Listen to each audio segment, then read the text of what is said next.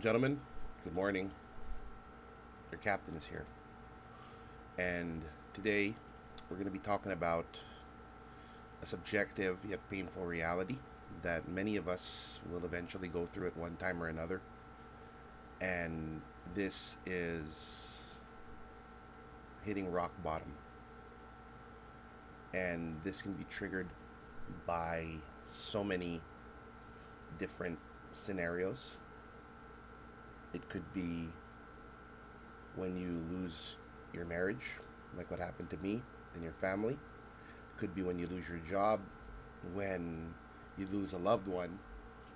But this is a scenario where you feel that the entire deck is stacked against you already. And basically, your mind goes into places where I really wouldn't hope that they go to. Yes, self termination will be a thought going through many people's head, but I can understand why you feel that way. Sometimes the pain just becomes too much.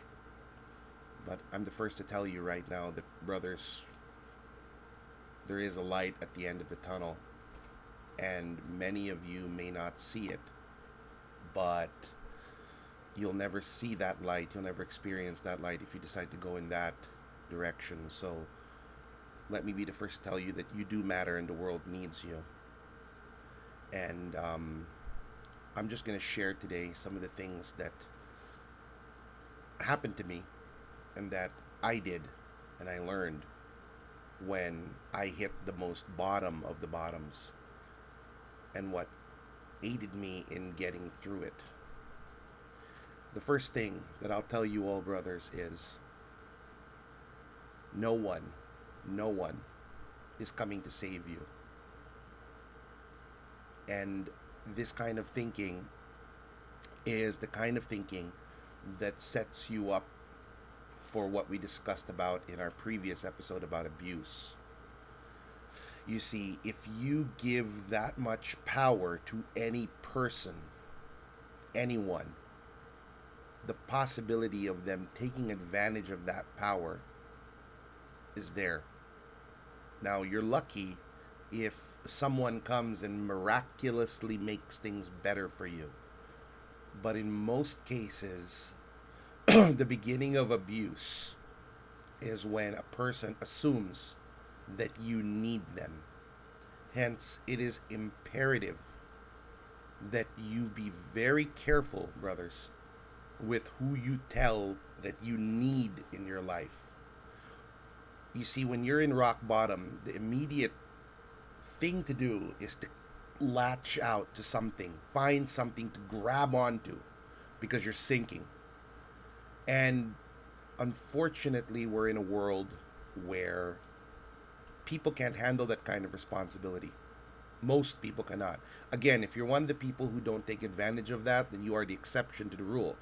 But I've observed through experience that the minute someone knows that you need them is the minute they'll start treating you in ways you don't deserve. Hence, the first lesson that I learned when reaching rock bottom was delete the word need from your life, especially with your relationships.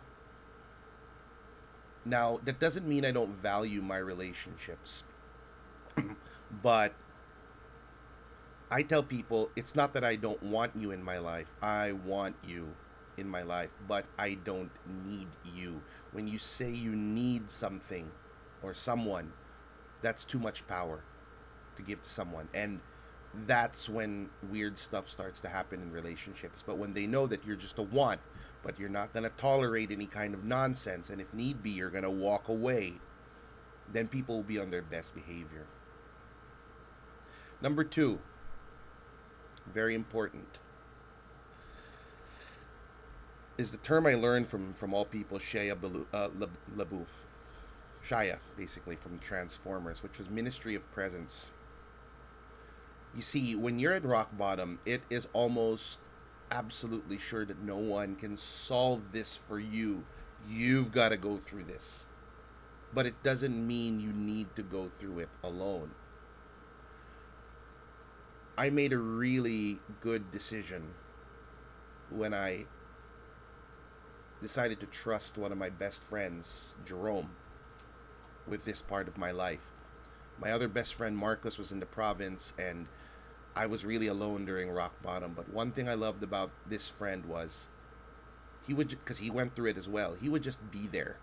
It was the little things. He'd walk with me in the mall, he'd eat with me, he'd pay for himself as well. It's not like I was paying him to hang out with me, but he was just there. He didn't try to solve my problems. He actually just sat around and hung out with me, and I came up with my own solutions. But the fact that there was someone there who I knew supported me, who really wanted me to get through this, helped me in my own healing. Because, brothers, when you hit rock bottom, the saddest part about it is this is when the vultures come out. People will see this as an opportune time to either take advantage of you, or manipulate you, or just straight up play you at times, because they see that you're needy, that you need something. They will act like a friend, but secretly they're plotting behind your back, or they're just after something, and they know that now that you're in a desperate place, they're in a position to get it. And that's another thing I learned when I hit rock bottom, which is, believe it or not, you have to listen to your own intuition and the actions of others to see, does this person really support me, or are they getting off on seeing me at rock bottom? Because there are people, brothers, who will do that. Good example. In 2022, when I hit rock bottom, there was somebody I used to love and respect who went through the exact same thing years before, and I thought he would help guide me through this dark period in my life. But you know what? He got off on it. He even had the nerve to ask me, "Isn't this what you wanted?" As if I wanted my life to turn to shit. When I told him about my marriage falling apart, he told people about it and he was laughing about it when I thought that this guy was my brother. But the thing is, I blame myself because I always sensed that level of wickedness in him. I should have listened to my intuition, but I chose to look at him through rose-colored glasses. And in the end, I was just proven right. He was enjoying seeing me suffer. And I cut him off for life, and I'm never going to speak to him again. Versus somebody I met through the worst of my times, who previously, before all that, I never gave a second look to, because this woman, he's one of my closest friends now, and shout out to Jackie, who didn't align with my values, my lifestyle. Like, why would I be her friend? But she gave me a chance during that time as a friend, and it's been nothing but support since then. And she is a dear friend to me up to now, because you could hide your words, you can hide your intentions, but you can't hide your energy. And the energy was, this person wanted to see me heal, versus the previous, this person wanted to see me in the muck. And when you're rock bottom, brothers, you do not have the bandwidth to be with people you feel are going to knife you. It's as simple as that. You are so sensitive when you're at rock bottom that the slightest push or the most mundane of things can push you over the edge. The last thing you want are assassins from your own camp. That's the last thing you want. Now, if you feel that this is coming from people close to you, like your sister or your mother or somebody who you can't just cut off, then the smart thing to do is to simply cease communications with them until you're in a better place, because you are in no condition to deal with these people's nonsense or lack of sympathy. I cut off a lot of people at rock bottom simply because they were not showing me compassion. They were being very inhumane to me. They were thinking that, oh, you just get over it, you'll be fine. Or, oh, just make another family. Or, oh, just, don't think about it. Let me ask you a question. If I were to soak you in gasoline and throw a match on you and you're burning in flames, can I tell you just to shift your attention to something else? No, you've got to focus on the flames. And the sad thing about it is, when you're at rock bottom, this is the ultimate of litmus test of all relationships, because Unfortunately, this is when people just decide to ditch you. They just leave. They take advantage of it. But the people who stay at your worst, these are the people who really love you. I remember when this happened to me, I literally had a nervous breakdown in the middle of the mall. And I called a particular person who I thought I could go to for comfort. Because I was like horrible. I was at the worst of it. I was literally clawing my eyes out in the middle of the mall, crying my eyes out during the daytime. So I said, why don't I call this person? This person is going to be a source of comfort and support. And I was bawling my eyes out trying to call them. And you know the first thing they did?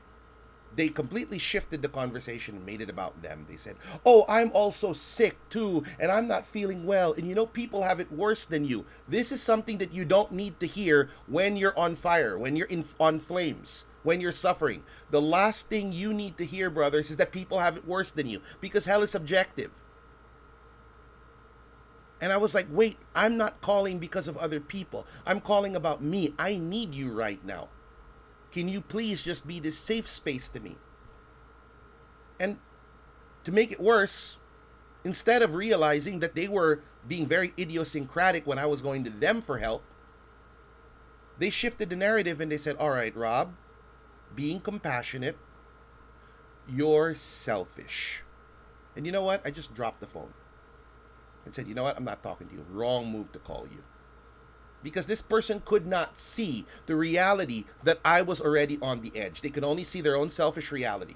And I did not have the bandwidth, the strength to argue with them as well. And I didn't talk to them for months after that. And when you're at this, the last thing you need to do is open more fronts.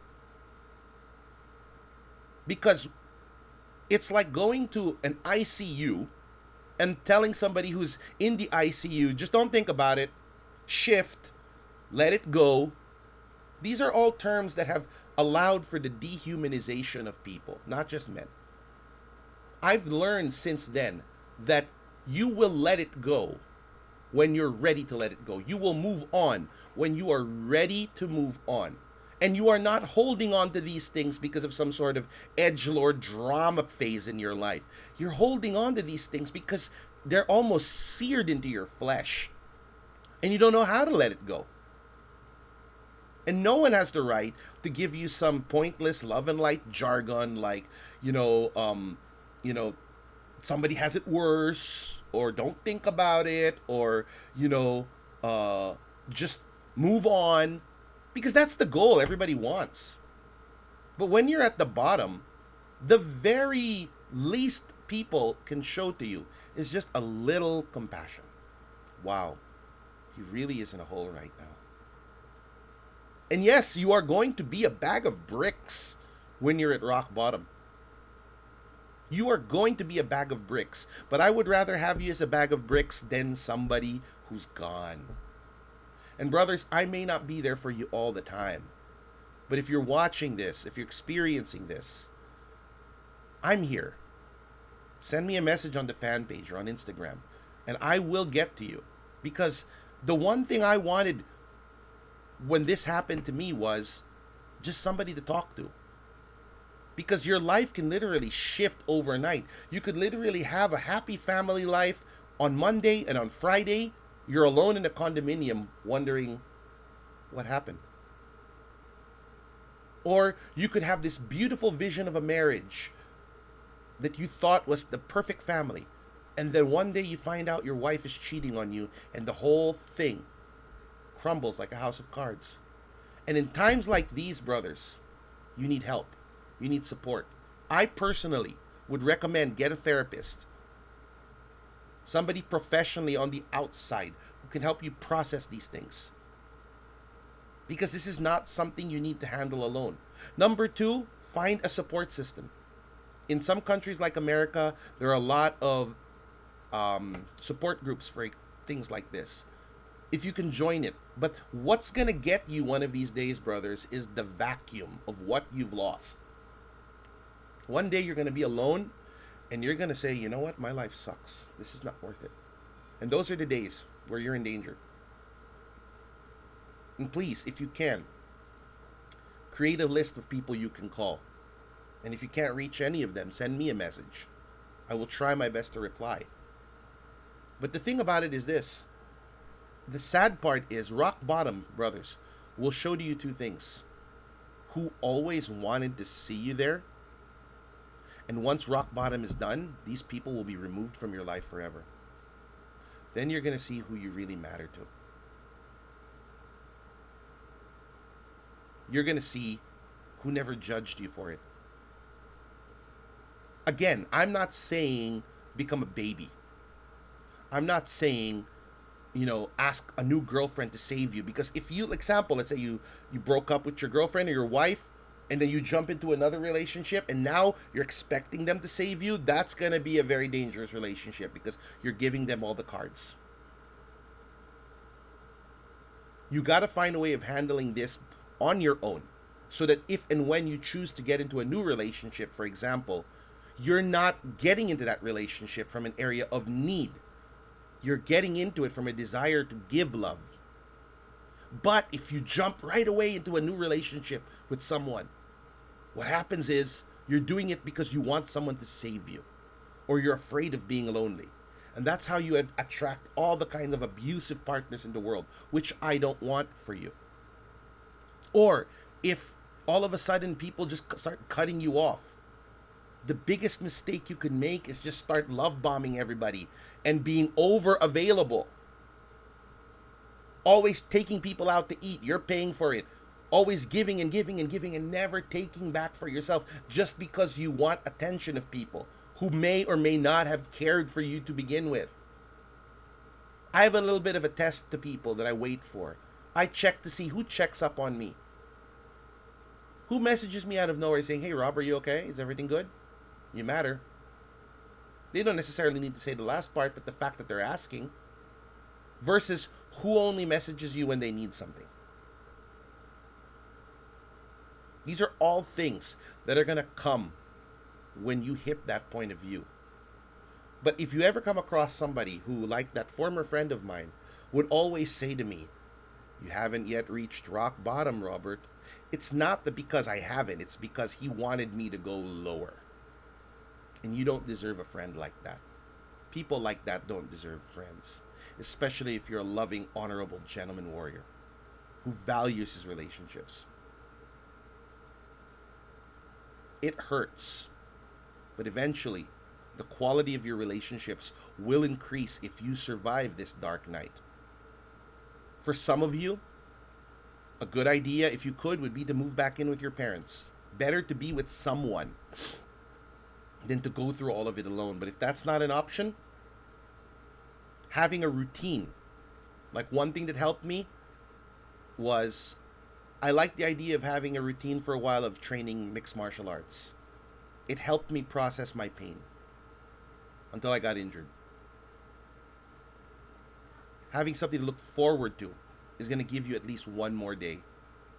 But if you have nothing to look forward to, if you have no one to run to, and you're in this horrible place, this is a recipe for disaster. And remember, help is out there. And you deserve it as well. You are allowed also to say this to people. When you're going through these dark periods in your life, I am at capacity. I cannot give right now. Because your needs matter more, especially in a time like this. Stay strong, brothers. Your captain is here.